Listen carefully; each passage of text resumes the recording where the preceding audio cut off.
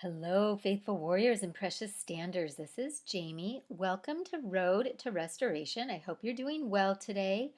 I wanted to encourage you by talking a little bit about why we are being persecuted. Why do you feel persecuted? And I know for me, I love to know the why behind things. And oftentimes I'll ask the Lord, why? And sometimes God is quick to reveal the why, and sometimes He's not. And that's okay. If God is revealing things to you, that means that He can entrust you with that information. If He's not, that might mean that either you don't need that information or you're not ready to handle it. So, as I talk about why we're being persecuted, I just want to clarify that we're not given information so that we can try to fix our spouse, so that we can judge them, so that we can condemn them, so that we can tell them why they're doing what they're doing. That's not the reason God gives us revelation and wisdom. When God reveals something to us, most of the time, it's to give us a prayer point. It's to give us strategy. It's to encourage us and to help us continue fighting the good fight of faith. Because if we're in a place of confusion, sometimes it can be challenging and difficult to keep wanting to even fight for our marriage. So, as I talk about why we're being persecuted, I want you to take this information and ask the Holy Spirit what He wants you to do with it. But I want you to guard it closely to your heart. And if anything, my guess is that He'll ask you just to pray about it, to use this information as prayer points. So, first of all, I want to just let you know that we should expect to be persecuted. We're warned that we will be persecuted. As a Christian, we're warned that we'll be persecuted. 2 Timothy 3:12 says, "Everyone who wants to live a godly life in Christ Jesus will be persecuted." And John 16:33 says, "In the world you will have tribulation, but take courage because I have overcome the world." So Jesus warns us that we will have tribulation, we will have persecution, we will suffer, we will have affliction and distress in this world. Now, if you're anything like me, it's one thing to be persecuted from an outsider. It's a completely different thing to be persecuted or to suffer by the one that you are the closest to, by your one flesh. That is extremely hard and extremely confusing.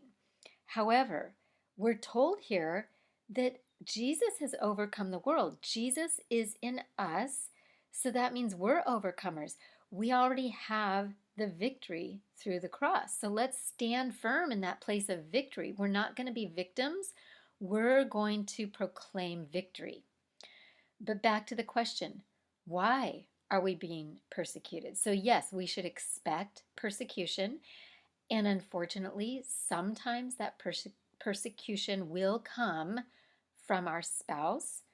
But why? Why are they persecuting us? Well, let's go to John 3, verses 18 through 21. And this is the section of scripture I want to focus on today. And we're going to just read it and then kind of dissect it.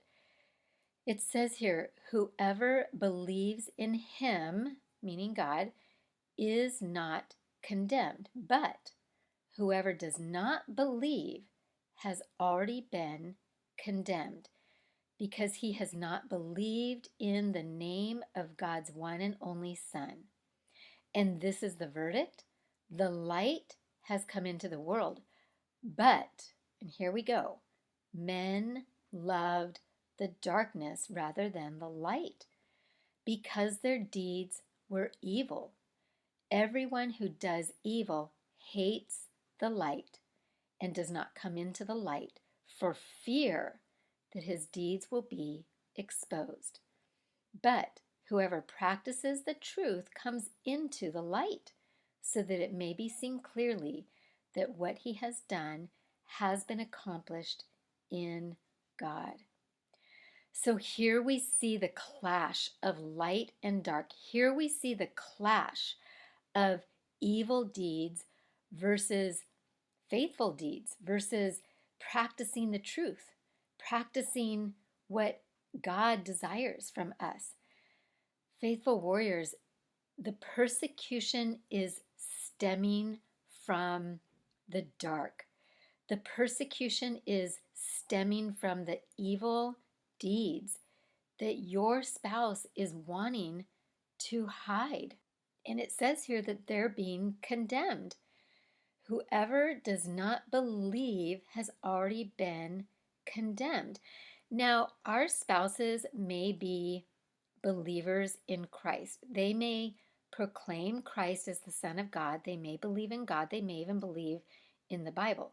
However, if they're going against God's word, then they are being condemned. If they're going against what he says in his word, then they're already in the dark. John 14, 4 different times says, Jesus says, his own word says, if you love me, you will obey me. When we are in a position where we have to choose between what the word says and what the world says, then we're at a crossroads. And our spouses, if they are going down the path of the world where they've chosen adultery, separation, divorce, then they're not in the word, they're in the world. They're not in the light, they're in the darkness, and they're being condemned. That's the job of the enemy, to condemn them. That comes with shame, that comes with guilt, that comes with wanting to stay out and away from the light, because the light exposes the darkness. The light exposes their deeds. It says here that men loved the darkness rather than the light because their deeds were evil. Now, evil means mean, worthless, ethically or morally bad. It's basically another word for sin. So if somebody is walking in sin, if somebody is choosing sin, if somebody knows the truth but decides to go against the truth, to be in willful disobedience, then their deeds are evil. They're walking in sin. And then it says here, everyone who does evil hates the light. Faithful warriors, when I read this, I just had this aha moment, because I feel like my husband, my spouse, has hated me. And it says here that evil hates the light.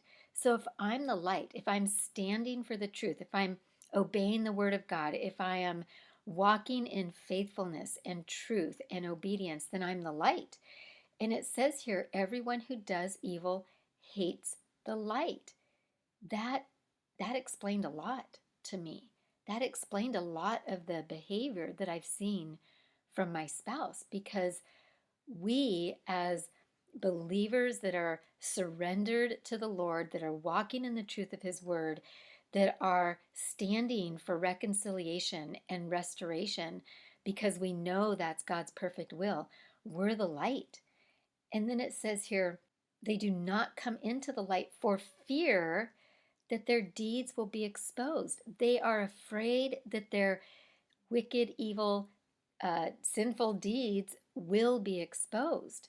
And that's a lie from the enemy. See, when somebody is in sin, then the enemy puts upon them shame. And instead of somebody in sin turning and coming back to the Lord, which is what we should do, right? We should repent and come back to the Lord. Oftentimes, what the enemy will do is convince somebody that they're unworthy of God's forgiveness, and then they'll actually get farther from God. They'll turn and run away from God instead of running towards God. And this is exactly what the enemy wants. The enemy wants to stir up that shame, that guilt, that condemnation, to keep them from turning and repenting and coming back into relationship with God. So we see that there's a fear that is keeping them away from the light. There is a fear that their sin will be exposed, and that's keeping them away.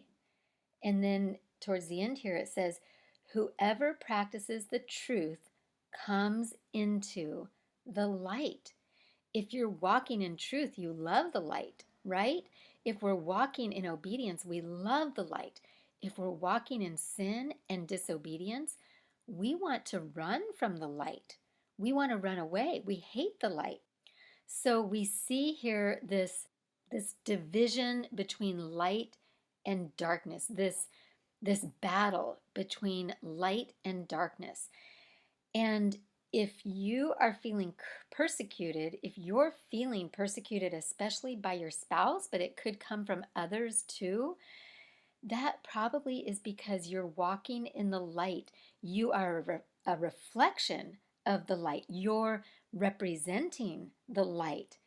And therefore, because you're representing the light, because you're representing truth, you're automatically going to be hated by the ungodly, by those that are deliberately and willfully choosing sin, because they don't want their deeds to be exposed. They're not ready yet to turn and repent. They're not ready yet to come back into the light. They're not ready to be reproved. Our light exposes the sin. Just our presence, just our mere being without even having to say anything can expose the sin and cause them to feel uncomfortable and cause them to not want to be around us and cause them to want to persecute us. If they don't want to turn from the darkness, then they want to silence the light and turn it out. And if we're the light, they want to silence us. They want to turn out the light. And what better way to do that than through persecution, through slander, through intimidation or vengeance? Faithful warriors, this is part of the spiritual battle. This is part of the spiritual battle that we have to go through as a believer in restoration, as a stander, as a willing vessel, willing to go through this process. So let's not forget that those who love God love the truth, but those who hate God hate the truth because it exposes their sin. And I'm not saying hate God as in don't believe in God or literally hate God. I'm saying that right now, they might love their sin more than they love God. They might love the darkness more than they love the light. But faithful warriors, God can shift that, okay? Let's not forget that God is the God that changes the king's heart. The king's heart is in the hands of the Lord. This is a temporary place that they're in. This is a temporary position. God can change it at any moment, at any time, in any way. And, actually, it's kind of a good thing that we're being persecuted, because if we're being persecuted, then it actually shows that their heart is condemning them. It actually shows that they know they're in the wrong. It actually shows that the Holy Spirit is convicting them. And that's actually a good thing, right? That's a good thing. So if we're being persecuted, think of it as a good sign. Think of it as an indication that the Holy Spirit is working and moving in their hearts. And also, we're told that if we're a friend of God, then we're an enemy of the world. Or if we're an enemy of God, we're a friend of the world. So if we're being persecuted, that just shows us that we are a friend of God and an enemy of the world. And that's what we want, right? We want to be friends with God, not friends with the world.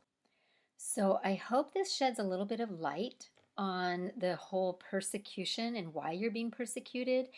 And I'm going to do a part 2 because there's another thing I want to talk about, but it was going to just be too long to do in one podcast. So stay tuned for a part 2. But I just want to pray for us because it's not easy to be persecuted. And sometimes when we're persecuted, it causes us to doubt and question our stand. So, Father God, I just thank you for exposing part of the reason as to why we're persecuted and what's going on with our spouse and their hearts. And God, if anything, we should feel privileged to be persecuted because we don't want to be friends with the world. We want to be friends with you. But God, you say in your word that you have overcome the world. So we need your strength to overcome this persecution because it's not easy and it's not fun. So, Father God, I ask that you just ambush us with your Holy Spirit. Fill us with your strength, that we would be strong, that our feet would be rooted and grounded in your word, in your truth, that we would be like a tree firmly planted by streams of living water, that we would not grow weary in doing good, knowing, God, that at the proper time we will be rewarded. Thank you, God, that you count us worthy to be persecuted, that you count us worthy to go through this season and this process of pruning and refining, and that you count us worthy to be persecuted for your name's sake. Father God, I ask that all that we do and all that we say in the midst of persecution would be a reflection of you and your heart. Lord, as you reveal truth to us, as you answer the whys, I ask that you give us wisdom and discernment and strategy to know what to do with the information that you give us, that you would help us to use it as prayer targets, not as a means to belittle or disrespect our spouse or to appear as a know it all, but God, that we would take it to you in our prayer closet, that we would thank you for it, and that we would come into alignment in praying your will, your word, so that you can have your way in them. I declare, decree, and release this in the power, in the might, and in the authority of Jesus Christ. Nothing missing or lacking. Amen. Thank you so much for joining me today. I hope you're feeling enlightened and encouraged, and that hopefully the times of persecution will be a little bit easier to get through now that you know some of the why behind the persecution. Please like, subscribe, and share my channel. I'd so appreciate it. And remember, I love you. I am praying for you. Stand strong. Keep fighting. Do not quit. God can, will, is, and has already restored your marriage. Bye bye.